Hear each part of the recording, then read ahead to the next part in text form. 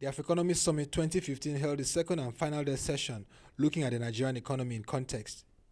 It was an opportunity for Senior Partner and Chief Economist of PricewaterhouseCoopers, Dr. Nevin, to give his perspective on the Nigerian economy.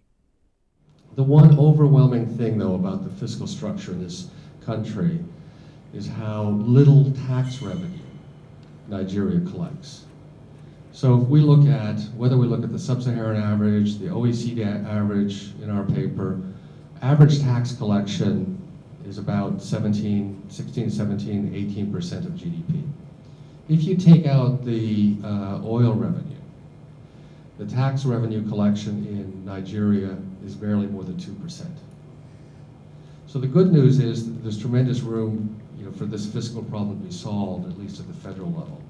And the federal government's able to borrow, and they're also, as I'm sure many of you are aware already, the FIRS is very keen on tax collection on that. So there is a way to bridge this gap on that. The other good news about Nigeria, of course, is that the actual total indebtedness is very low.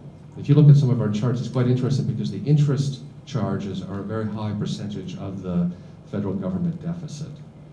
But the reason for that is because interest rates are high here, but also because the actual level of tax collection, I said, is very low. But in absolute terms, there's very, very little debt. So that's all good news, and we think the fiscal problems can be solved. There was a Q&A session later to look at his brief keynote. So what you have is you have this basic CIT, VAT, withholding tax, CGT, and it's very basic. It's if I acquire a company, for instance, there is no post-acquisition tax laws that allow me to either deduct or get refunds. So then how is it that, apart from just getting tax revenue, that the tax laws are being developed? Because I know PwC is playing a huge hand with the PIB. So what are they doing with regards to assisting government in expanding on these tax laws so that it is possible that they're not just a means of collecting revenue from people, but also a means that, it's not just take, but then, like for instance, my withholding tax credits are just going to sit there forever. I'm never going to utilize them. So I think, sitting here today, that the focus is, to be honest, on the more basic taxes because they're not being collected, very effectively right now. So I can't promise there's going to be a good framework for sort of post-merger tax accounting or tax collection. On the client side, and I think what's relevant for investors, we're having a lot of conversations about the need for the investor to work with its potential investee to regularize its tax position before they invest. So if you think as a private equity investor, based on what we've been discussing, very high probability that the target is not in a tax compliant position, right?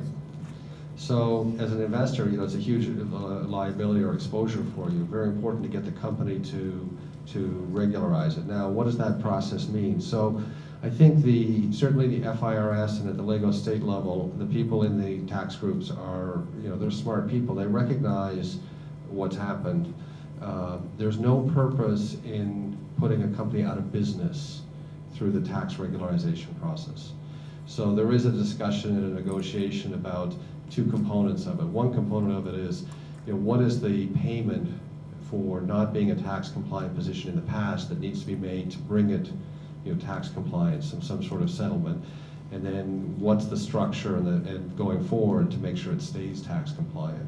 But I think the important issue for investors is, you need to make sure that that is ticked off as you go through. And in a sense, you play a very critical role in forcing tax compliance, right? Because you're not going to put up your money unless the company is tax compliant and it goes through this process. But I can say from the tax authority's position, they want to have these conversations, but they're also not waiting for investors to come along. I mean, every company, if you go talk to the entrepreneurial corporate sector, they're all feeling the pressure of the tax authorities coming now and forcing them to confront what's happened in the past. As the summit closes, stakeholders and critical players in the industry give their takeaways and prospects for the Nigerian and African economy. The issue for me seems to be that the pension funds in Nigeria are keen to look at investing in infrastructure, but A, they're conservative, and B, they haven't found the modalities yet. And clearly it's incumbent on people like DBSA to come up with a number of modalities to help them to invest in infrastructure. What we've established is that they are very long on financial institution investment, very long on cash, and they're looking for alternative investments.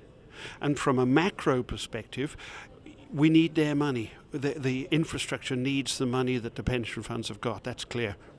Well, I think it was a wonderful event. I like the fact that it was a tight-knit crowd, not crowd, an audience, and so we had an opportunity to really engage and discuss the various topics in the industry. So from my perspective, it was very informative and very helpful. And what are your takeaways from this forum? Well, my takeaways are that there are still quite a bit of challenges in the market, but it helps me in my role at United Capital to get a better understanding of what we need to do to position ourselves and also encourage people to invest in the market and just have a level of comfort in the market and the products and the services that we have, and all just overall in the financial services sector. As this summit sought to unravel investable strategies and executable teams in Africa and as well Nigeria, it is important that through this discussion, forum, and various sessions held, it will bring the catalyst for courting more global investments in the Nigerian, sub-Saharan, and African economy overall.